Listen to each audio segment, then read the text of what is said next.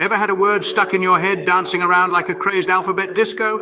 Well, you're in for a treat. Welcome to the wild and whimsical world of the English language, where letters prance and frolic in an endless ballet of meaning and sound.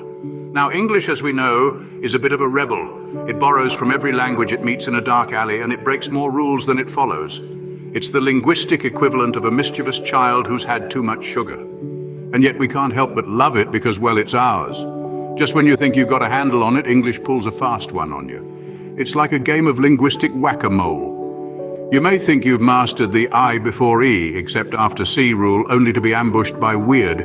And let's not forget the silent letters, the phantoms of the English language lurking in the shadows of words like night, gnome, and doubt. They're the linguistic equivalent of that extra piece of flat-pack furniture that you have no idea where it goes, but you're pretty sure it's important. But among all its quirks and idiosyncrasies, English has its fair share of fun facts. Did you know, for instance, that bookkeeper is the only unhyphenated English word with 3 consecutive double letters? Or that queuing is the only word with 5 consecutive vowels? And speaking of vowels, did you know that the longest word without a vowel is rhythms? So if you've ever been bemused, befuddled, or downright bamboozled by the English language, you're in the right place. We're going to dive headfirst into the wonderful, wacky world of English, exploring its quirkiest corners and most bizarre byways. We'll uncover the secrets of the longest words, the shortest words, the weirdest words, and everything in between. We'll delve into tongue twisters, explore unsung heroes, and even take a whirl on the linguistic roller coaster of palindromes. So buckle up, because we're about to embark on a linguistic roller coaster ride. Now imagine a word party where vowels weren't invited. Sounds impossible? Meet rhythms, the longest English word without a vowel. Let's face it, the English language can be quite a rebel sometimes, and rhythms is a prime example of this linguistic insubordination. It's a word that dares to defy the norm, marching to the beat of its own drum, quite literally. Rhythms, if you didn't know, refers to a strong, regular, repeated pattern of movement or sound. It's the heartbeat of music, the pulse of poetry, the cadence of a captivating speech. But here's the real kicker. It doesn't need a single vowel to convey all this. In a world where vowels are the life of the party, rhythms is the wallflower that still manages to steal the show. It's like that quiet person at a gathering who doesn't say much, but when they do, everyone listens. It's the introvert of the English language, proving that you don't need to be loud and flashy to make an impact. But how does it manage this vowel-less feat? Well, the Y in rhythms is a bit of a chameleon. Sometimes it hangs out with the consonants, and other times it rubs shoulders with the vowels. In rhythms, we is playing the role of a vowel, but technically it's still a consonant. It's a bit like that friend who manages to fit into every social group.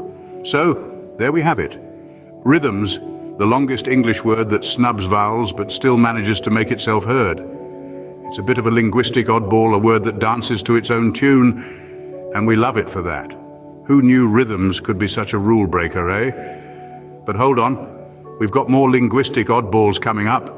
Ever seen a word that looks like it's hoarding letters? Strengths might just be the word equivalent of a pack rat. Now let's dissect this linguistic marvel, shall we? Strengths is that one friend who insists on bringing every imaginable item on a hiking trip. It's the longest one-syllable word in English, which is quite impressive. You see, most words like to take a breather, maybe have a little pause here and there, but strengths? Oh no. It's like the marathon runner of the linguistic world, just keeps going without ever needing to catch its breath. Just picture it. 1 syllable, 9 letters. It's like a tightrope walker balancing all those consonants on the thin string of a single syllable. And just when you think it's going to topple over under the weight of all those consonants, it pulls it off flawlessly. But what does strengths mean, you ask? Well, it's the plural form of strength, which is the quality or state of being strong. It's quite fitting, really. The word strengths is demonstrating its own definition by showing off its strength in holding all those letters together. And let's not forget about its show-off nature. You see, strengths is the linguistic equivalent of that one person at the gym hoisting up the heaviest weights and grunting loudly for everyone to hear. It's like it's saying, "Look at me carrying all these consonants without even breaking a sweat." But don't be fooled by its showy nature. Strengths is not just flexing its muscles for the sake of it. It's a testament to the flexibility and diversity of the English language, a language that's not afraid to break the rules and push the boundaries. So the next time you come across strengths, don't just glance over it. Give it a nod of recognition for its impressive feat of strength. Well, strengths, we're impressed, but we've got more linguistic acrobats to uncover. Now, who's up for a workout? But don't worry, we're not hitting the gym, we're hitting the dictionary. Let me introduce you to a word so long, it's almost a marathon in itself. Drum roll, please. Anti-disestablishmentarianism. No, I didn't just sneeze, that's a real word. It's like a linguistic obstacle course, isn't it? Anti-disestablishmentarianism is a term that originated in the 19th century. It refers to a political position that developed in opposition to proposals for the disestablishment of the Church of England. But let's be honest, most of us know it as that long, confusing word that gives our tongues a full workout.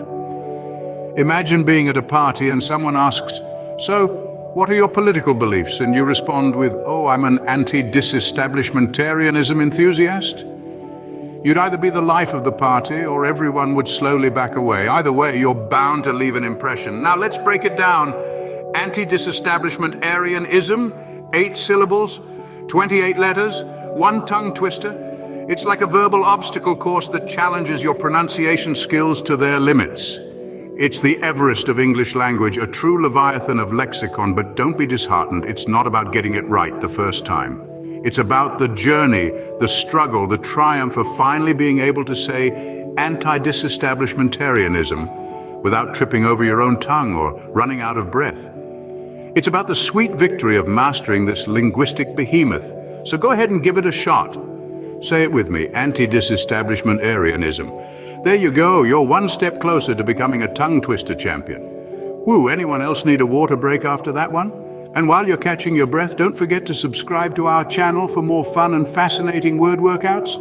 You've tackled anti-disestablishmentarianism, who knows what's next? Now let's give it up for the unsung heroes of our language, the words we use every day without a second thought. Imagine a world where every word is a person.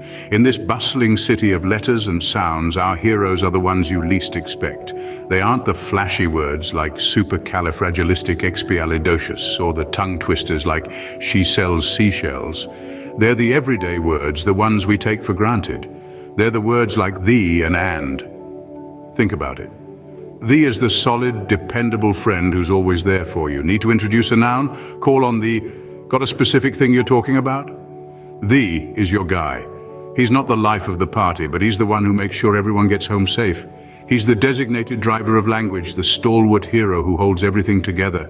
And then there's and, the social butterfly of the language world, always connecting ideas, bringing words together, adding a bit more to the conversation. Without and, our sentences would be lonely islands, disconnected from each other. But and is there, bridging the gap, making sure everyone gets along. He's the peacekeeper, the diplomat, the one who fosters understanding. There's also is, the mirror of reality, the reflector of existence. Is doesn't just tell us something exists, it confirms it, validates it. When is involved, you know it's real. He's the verifier, the authenticator, the one who keeps it real. And let's not forget it, small, unassuming, but oh so versatile. It can be anything, represent anything. It is the chameleon of the language world, always adapting, always fitting in. It is the undercover agent, the master of disguise, the one who blends in everywhere. So let's hear it for our everyday word heroes. But we're not done yet, folks. We've had a wild ride through the English language, but all good things must come to an end. Well, wasn't that a linguistic roller coaster? We've hopped, skipped, and jumped through the weird and wonderful world of words, and boy, what a journey it's been. Let's take a brief detour down memory lane, shall we? Remember that vowelless wonder, rhythms? Doesn't it sound like a word that's just rolled out of a drum? It's like the English language decided to hold a party but forgot to invite the vowels. But guess what? Rhythms doesn't care. It's having a blast all on its own.